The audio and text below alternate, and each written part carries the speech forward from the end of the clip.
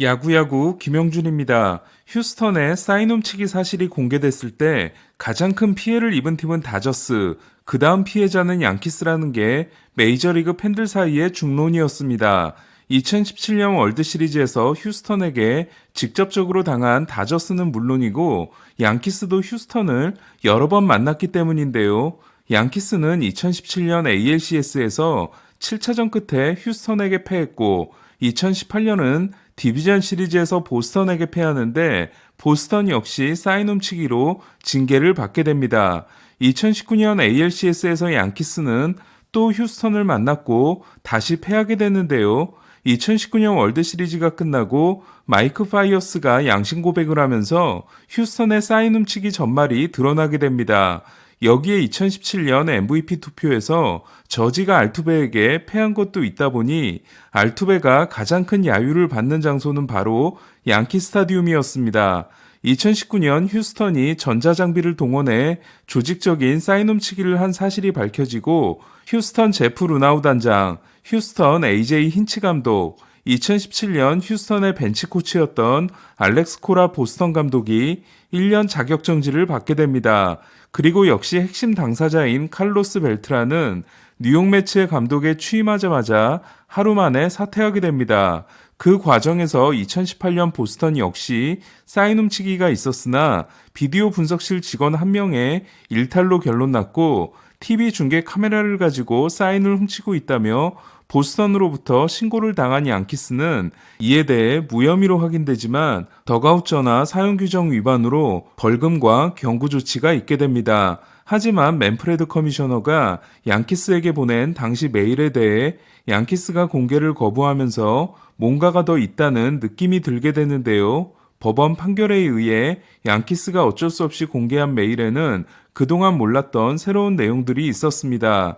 2017년, 2018년 휴스턴과 2017년, 2018년 보스턴에 앞서 양키스가 2015년과 2016년에 비디오 분석실에서 상대팀의 사인을 분석하고 이를 덕아웃 전화로 전달해 2루 주자가 타자에게 사인을 알려주는 방식의 사인 훔치기를 먼저 시작했으며 이로 인해 10만 달러의 벌금을 냈다는 겁니다. 야구에서는 2루 주자가 포수의 복잡한 사인을 읽고 헬멧을 만지는 등의 동작을 통해 무슨 공을 던질지를 알려주는 게 흔하다면 흔한 일이었는데요. 하지만 사무국 조사에 따르면 사인 분석을 위해 비디오 분석실을 동원한 건 양키스가 먼저 시작했고 휴스턴이 여기에 사인 훔치기용 센터 카메라를 추가로 설치해 더 발전시켰다는 겁니다. 심지어 휴스턴은 2루 주자가 없을 때는 쓰레기통을 두들기는 방식까지 쓰게 됩니다. 양키스는 10만 달러의 벌금을 내게 된 건 비디오 분석실의 전화를 부적절하게 사용한 것에 대한 벌금이기 때문에 사인 훔치기에 대한 벌금은 아니라고 주장했는데요. 메이저리그 사무국 또한 이런 방식의 사인 훔치기를 불법으로 규정한 게 2017년 9월 15일이었기 때문에 양키스의 말이 맞다고 확인해 줬습니다. 그러니 사인 훔치기의 징계는 아니었던 건데요. 이를 금지 약물 논란에 빗대어 보면 안드로 스탠다이온을 금지 약물로 정해지기 전에 사용했다고 고백한 마이크 피아자 같은 셈이 되는 겁니다. 하지만 메이저리그를 대표하는 구단이자 사인 훔치기의 대표적인 피해 구단으로 여겨졌으며 휴스턴을 가장 강하게 조롱했던 양키스가 휴스턴에게 힌트를 주는 행동을 했다는 건 대단히 실망스러울 수밖에 없는 사실입니다. 그리고 휴스턴 알렉스 브래그먼이 우리는 왜 다른 팀들처럼 사인도 훔치지 못하냐며 불만을 제기했을 때 양키스에서 건너온 카를로스 벨트란을 중심으로 더 진화된 사인 훔치기 시스템이 이렇게 빠르게 구축될 수 있었는지가 이해가 되는 대목이라고 생각합니다. 2020년 비디오 분석실이 폐쇄되고 적지 않은 엘리트 타자들이 엄청난 부진을 겪게 됩니다. 지난해부터 메이저리그는 경기 중 비디오 분석실 출입을 금하는 반면 선수들에게 태블릿을 나눠줬고 포수 사인이 가려진 실시간 경기 장면을 제공하게 되면서 비디오 분석실을 통한 사인 훔치기 논란은 일단락되는데요. 사인 훔치기를 한 팀이 휴스턴이 유일하지 않다는 건 이미 짐작은 하고 있었지만 메이저리그 최고의 명문팀이 연루되어 있으며 양키스가 그 시작일 수도 있다는 건 너무나 실망스러울 수밖에 없는 일입니다. 또한 당시 양키스의 규정 위반에 대해 숨겨주려고 했던 사무국은 파이어스의 폭로가 아니었다면 휴스턴 역시 조용히 넘어갔겠다는 생각이 듭니다. 2019년 매츠 감독에 부임했다가 하루 만에 사실상 해임된 후 3년을 칩거하고 있다가 올해 예스 네트워크에 합류한 벨트라는 얼마 전 긴 인터뷰를 한 바 있는데요. 우리 구장을 방문한 몇몇 팀들의 이상한 행동을 보면서 우리도 이에 대응해야 한다고 생각했고 잘못된 거라고 생각하지 못한 채 저지른 행동을 지금은 뼈저리게 후회하고 있지만 이를 알고 있었던 프런트가 2017년 9월에 사무국 경고에도 우리를 말리지 않았던 부분은 아쉽게 생각한다. 2017년 우승은 깨끗하지 못했다는 걸 인정한다며 프런트에게도 책임을 돌리는 말을 했는데요. 끝까지 몰랐다고 주장한 루나우 단장의 말이 거짓이었음을 확인해 준 겁니다. 저는 양키스 또한 브라이언 캐시먼 단장이 모른 채 이 일이 진행됐을 거라고는 생각하지 않습니다. 따라서 이번 사태를 그냥 넘어갈 게 아니라 캐시먼 단장의 공식적인 사과와 책임을 지는 행동이 있어야 한다고 생각합니다. 그럼 오늘 경기들을 정리해드리겠습니다. 볼티모어 원정에서 1승 2패에 그쳤던 양키스는 리조의 4타수 3홈런 6타점 대활약에 힘입어 홈에서 볼티모어를 12대 8로 꺾었습니다. 데뷔 첫 3홈런 경기를 한 리조는 8개 홈런으로 메이저리그 단독 1위에 올랐고 갈로는 시즌 1호가 드디어 터졌습니다.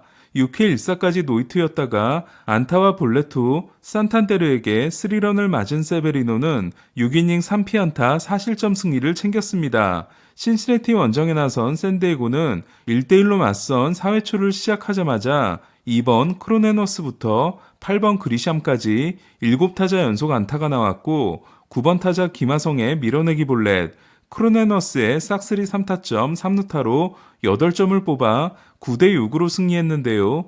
첫 타석에서 90마일 초구를 시즌 2호이자 통산 10호 동점 솔로 홈런으로 연결시켰던 김하성은 나머지 두 타석에서는 삼진과 유격수 파플라이로 물러났습니다.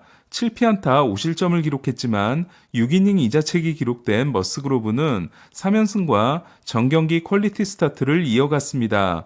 시애틀은 수비가 흔들린 템파베이를 8대4로 꺾고 4연승이자 최근 7승 1패를 질주했습니다. 템파베이는 8점 중 7점이 비자책이었는데요. 5타수 2안타를 기록했음에도 출루율이 5할에서 4할 9푼 1리로 내려갔지만 여전히 메이저리그 출루율 1위인 최지만은 그러나 올 시즌 처음으로 범한 실책이 2점을 내주는 큰 실책이 됐습니다. 로건 길버트는 5와 3분의 2이닝 7K 무실점으로 3경기 연속 무실점 승리에 성공했는데요. 첫 경기 솔로 홈런이 유일한 자책점으로 4경기에서 22와 3분의 1이닝 1자책인 길버트는 평균 자책점 0.40이 메이저리그 1위입니다. 보스턴 타자들이 스플리터의 움직임에 고개를 절레절레 흔든 가즈먼은 6이닝 9K 무볼넷 1실점 무자책으로 보스턴 타선을 완벽하게 봉쇄했는데요. 보스턴 상대 최근 2경기에서 14이닝 17K 무볼넷 1자책을 기록한 가즈먼은 시즌 시작 후 95타자 연속 무볼넷으로 토론토의 팀 신기록을 작성했습니다. 토론토는 8회 초 이미 가르시아가 넉점을 내주는 대형 방화를 저질러 2대1에서 2대5로 역전을 당했는데요. 9회 말 타피아와 에스피날의 연속 2루타로 한 점을 따라붙은 토론토는 2사 2루에서 스프링어가 투런 홈런을 날려 극적인 5대5 동점을 만들었고 10회 초 무실점 후 10회 말 1사 만루에서 타피아가 끝내기 희생플라이를 날렸습니다. 최근 6승 1패인 토론토는 보스턴 상대로 최근 4연승입니다. 미러키는 우드러프가 4이닝 4실점에 그쳤지만 6회 6득점 빅이닝에 힘입어 피츠버그를 12대 8로 꺾었습니다. 어제도 홈런을 날렸던 아다메스는 5타수 4안타, 통산 4번째 4안타 경기와 함께 투런 홈런, 2타점 2루타, 3런 홈런으로 7타점을 올리는 엄청난 활약을 했는데요. 2홈런과 7타점 모두 개인 신기록으로 7타점은 2001년 호세 에르난데스와 함께 팀 유격수 타이 기록에 해당됩니다. 필라델피아는 어제는 8대2, 오늘은 10대3으로 콜로라도를 이틀 연속 대파했습니다. 애플리는 6이닝 2피안타 1실점 승리를 따냈고 9번 타자 오두벨 에레라는 홈런 포함 4타수 2안타 3타점을 올렸습니다. 블랙몬이 솔로 홈런 2개를 날려 통산 13번째 멀티 홈런 경기를 만든 콜로라도는 마르케스가 3과 3분의 2이닝 7실점 4자책에 그쳤고 처음으로 연패를 당했습니다. 조이 웬들이 결승 3런을 날린 마이애미는 워싱턴을 5대2로 꺾고 샌디 알칸타라의 눈물을 닦아줬는데요. 지난 경기에서 8이닝 무실점에도 승리를 얻지 못했던 알칸타라는 6이닝 OK 1실점 승리를 챙겼습니다. 2타수 1안타 2볼넷의 소토는 타율은 2할 5푼이지만 출루율은 4할 2푼 1입니다. 애틀란타가 컵스를 3대1로 꺾은 경기에서 프리드는 6이닝 4K 1실점 승리를, 스트로머는 6이닝 3실점 2자책 패전을 안았습니다. 컵스와 3년 7,100만 달러 계약을 맺은 스트로머는 4경기에서 3패 6.98입니다. 스즈키 세이야는 4타수 무안타 2삼진에 그쳤고 애틀란타 외야수 트래비스 더메릿은 시즌 2호 결승 솔로 홈런과 함께 수비에서도 대활약을 했습니다. 디트로이트 포수의 어이없는 실책에 힘입어 미네소타가 끝내기로 승리한 경기에서는 바에스와 코레아의 모습이 대조됐는데요. 코레아가 4타수 무안타 3삼진에 그친 반면 8회 초에 역전 3런을 날렸던 바에스는 경기가 다시 뒤집어지기 전까지 3타수 2안타 1볼넷 4타점에 대활약을 했습니다. 코레아는 OPS가 0.538, 바에스는 0.97입니다. 크리스 페덱은 이적 첫 승이 날아갔지만 5와 3분의 2이닝 6K 1실점으로 투했습니다.